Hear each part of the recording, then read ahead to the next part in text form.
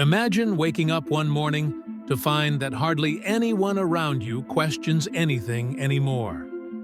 The world moves at lightning speed, loud, overstimulated, and drowning in opinions. Information pours in endlessly, yet understanding seems rarer than ever. Somewhere in the noise, something sacred has been lost: the human capacity for independent thought. Once upon a time, the mind was humanity's greatest tool, curious, reflective, capable of deep discernment. Today, it's fatigued and distracted, reduced to chasing dopamine instead of wisdom. We scroll endlessly, consume without pause, and mistake reaction for reflection. The world keeps feeding us data, but not depth. We are flooded with information, yet starving for truth. This is not a story about intelligence. It's about awareness, and about how a society that stops thinking soon forgets what it means to be free. Philosophers call it collective stupidity, not ignorance, but a quiet surrender of thought. It happens not through oppression, but through convenience. People stop questioning not because they can't, but because it's easier not to. What we face today isn't the failure of knowledge. It's the exhaustion of the human mind. Modern systems, political, educational, digital, have trained us to value speed, emotion, and certainty over contemplation, doubt, and reason. Critical thinking doesn't fit neatly into the world's algorithms, so it's slowly being erased. Decades ago, the linguist and philosopher Noam Chomsky warned about this in his study of propaganda and media control. He called it the manufacturing of consent, a process where citizens are shaped to agree without understanding, to follow without questioning. A population that stops asking why becomes easy to manage, and even easier to manipulate. Once, to think was an act of strength. Now, it's an act of rebellion. Asking questions disrupts the system. It slows down outrage. It threatens ideologies. It demands humility in a culture addicted to certainty. And humility, today, is treated as weakness. But how did we get here? The answer begins with overload. Every day, our minds are bombarded by an unending stream of information. News, ads, notifications, commentary, distraction. Studies show that the average person now consumes 5 times more information than someone living just a few decades ago. The human brain was never built for this level of input, so it adapts, not by evolving, but by retreating.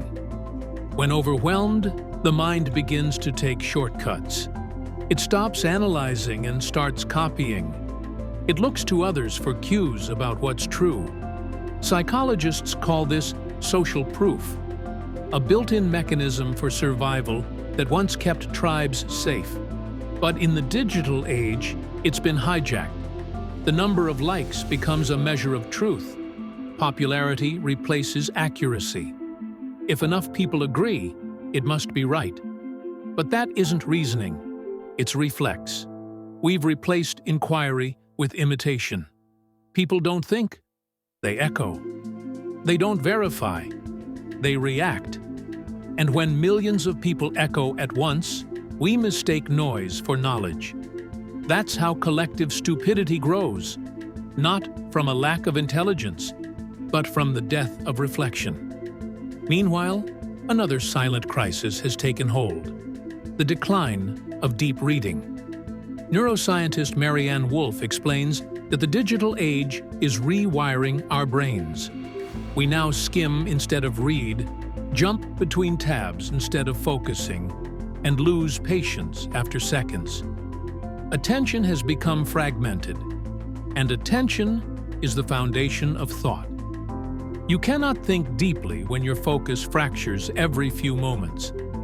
Ask yourself honestly, when was the last time you read something long, slowly, fully, not for information, but for understanding?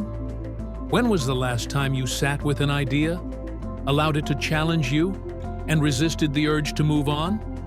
We've traded reflection for immediacy. In a culture obsessed with efficiency, patience has no place. Carl Sagan once warned that our society is exquisitely dependent on science and technology, yet hardly anyone understands it.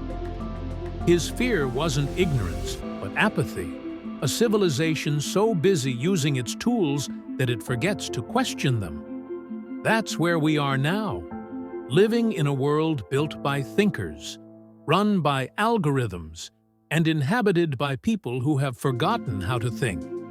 But the crisis isn't just technological, it's emotional. Thinking is uncomfortable. It exposes our contradictions and forces us to confront what we don't know. It's easier to defend our beliefs than to question them, easier to belong to a tribe than to stand alone in uncertainty. So instead of thinking, we cling to ideologies. Instead of curiosity, we choose certainty. Instead of humility, we perform confidence. We have mistaken opinion for identity. People define themselves not by who they are, but by what they believe. And that's dangerous. Because when an idea becomes your identity, questioning it feels like self-betrayal. That's why debates turn into wars and disagreements into hatred. When you confuse belief with self, you stop evolving. You stop listening. You stop thinking. Erich Fromm saw this long before social media existed. In Escape from Freedom, he wrote that most people secretly desire submission because real freedom is terrifying. To think for yourself means taking responsibility for your thoughts. It means no longer hiding behind the crowd or blaming the system. Freedom requires effort. It demands thought, and thought demands courage. The roots of this problem go deep, starting in childhood. As John Taylor Gatto, an award-winning teacher, once argued, modern education doesn't teach children to think. It teaches them to comply. Schools reward memorization, not imagination. Obedience, not curiosity. Students learn what to think, not how to think. And from a young age, they're taught that questioning authority makes them difficult. So they stop. That training continues into adulthood. In the workplace, people learn not to question systems. In politics, they're told what side to choose. In friendships, they censor their views to fit in. The fear of being excluded has become stronger than the need to be truthful. Silence is mistaken for peace, but silence is how conformity wins. The psychologist Erich Fromm once wrote that people will do almost anything to avoid facing their own freedom, because freedom is responsibility. And that's exactly what we're doing today, outsourcing our thinking to systems that promise convenience. We trade reflection for distraction, depth for dopamine, awareness for belonging. Social media didn't create this. It amplified it. What began as a tool for connection became an engine of manipulation. Algorithms are not built to make you wise. They're built to make you stay. Every click, every outrage, every emotional reaction feeds a system that thrives on division. The more polarized people become, the more predictable they are, and predictability is profitable. Philosopher Marshall McLuhan foresaw this decades ago. He said, "The medium is the message," meaning the way we consume information shapes how we think. And our modern mediums, fast, emotional, addictive, reward outrage over understanding, noise over nuance, certainty over humility. Truth has become subjective. People don't ask, "Is it true?" anymore. They ask, "Does it feel true?" Or worse, "Do people like me believe this?" That's not reasoning. That's identity politics turned into epistemology. And when a society starts treating feelings as facts, it loses its grip on reality. The result? A population that's easy to control, not through force, but through fatigue. When minds are overloaded, they stop caring about truth. When attention fragments, manipulation becomes simple. And when critical thinking disappears, democracy itself begins to crumble. Not from tyranny, but from thoughtlessness. But there's a way back. And it begins with awareness. To reclaim your mind, you must first recognize when you've given it away. Awareness of what you consume. Awareness of how your emotions shape your opinions. Awareness of when you're thinking and when you're merely reacting. That awareness is the first step toward freedom. The next is courage. The courage to ask uncomfortable questions. To say, I don't know, in a world obsessed with certainty. To seek truth instead of validation. To be curious instead of correct. Socrates said, "The only true wisdom is in knowing you know nothing." It wasn't humility for its own sake. It was liberation. It meant that growth begins where certainty ends. True thinkers are not loud. They are quiet, observant, deliberate. They understand that wisdom doesn't shout. It listens. Thinking critically is not an intellectual luxury. It's a moral responsibility. When people stop questioning, power goes unchecked. When societies stop reasoning, manipulation becomes invisible. Every generation must choose whether to remain conscious or comfortable. The choice is ours now. Critical thinking is not about being cynical or contrarian. It's about being honest with the world and with yourself. It's about asking, what if I'm wrong? And having the humility to explore the answer.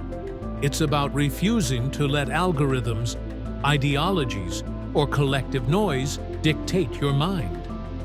Carl Jung once said that people will do anything, no matter how absurd, to avoid facing their own souls. And that's what real thinking is. It's facing yourself. It's turning inward, questioning your assumptions, your biases, your inherited truths.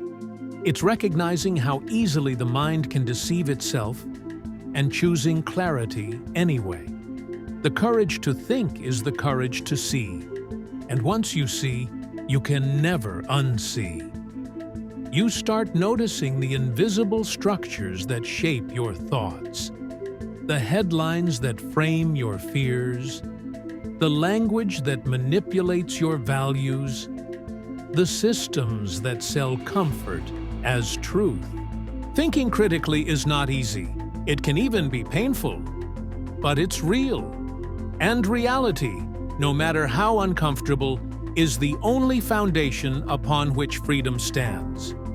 True freedom is not the ability to do what you want. It's the ability to think clearly.